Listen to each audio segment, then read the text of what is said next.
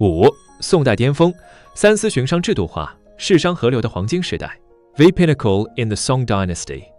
Institutionalized merchant consultation and the golden age of scholar, merchant integration.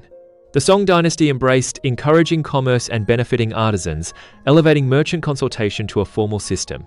The three fiscal commissions routinely summoned merchants to advise on tea, salt, and tariff laws. Competitive bidding for tax and resource concessions expanded merchant economic power. Overseas trade agencies allowed prominent merchant families to supervise maritime commerce and shape trade legislation. Yu Yingshu noted that Song marked an unprecedented relaxation of social barriers between scholars and merchants. Chen Yingke attributed Song cultural brilliance to inclusive commercial policies and negotiated state-merchant relations, avoiding large-scale merchant uprisings. 6. 元明异化，色目商政垄断，私商自立于海外见证。VI. Alienation in Yuan and Ming, semi-merchant monopoly, private merchant autonomy, and overseas state building.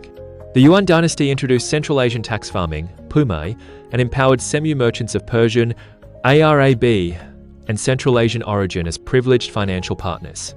Li Jian emphasized that Mongol rulers relied on semi-elites to manage national revenue and maritime trade, excluding Han merchants from central decision-making. Figures like the Arab merchant Abdurrahman controlled national taxation, while the Arab maritime magnate Pu Shogeng governed Southeast China's trade and military affairs.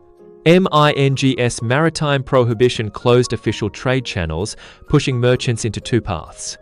One was scholar-merchant deliberation through DONGLIN and FUSH, societies defending commercial interests against imperial mining taxes. The other was overseas autonomous merchant power.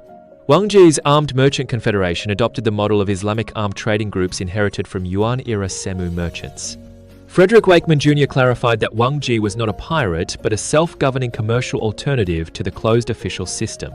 The Old Port Pacification Commission was a merchant regime formally recognized by the Ming.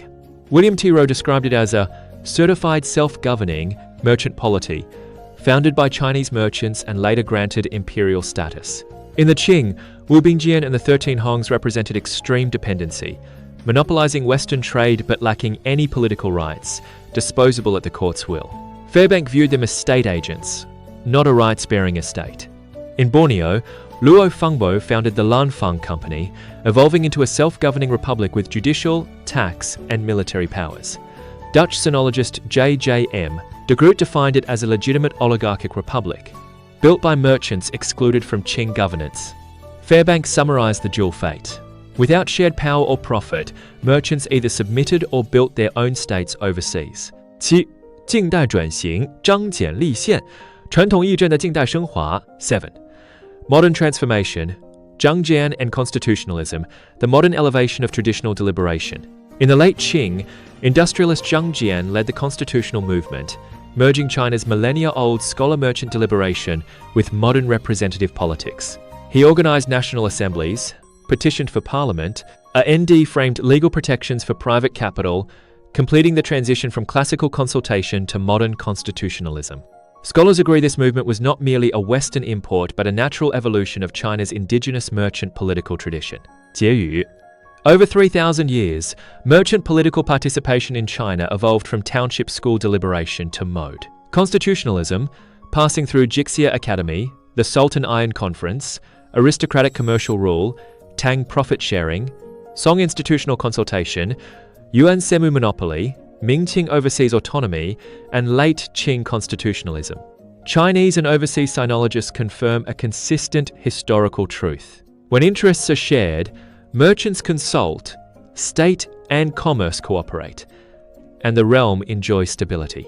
When interests are monopolized, merchants are alienated, social conflict erupts, and cycles of chaos ensue, or merchants build autonomous orders overseas. The forms adopted by merchants, consultation, dependency, resistance, or self-governance, are always reflections of institutional openness and power distribution. This millennium-long genealogy reveals not only the fate of China's commercial class, but also the core logic of dynastic order and disorder.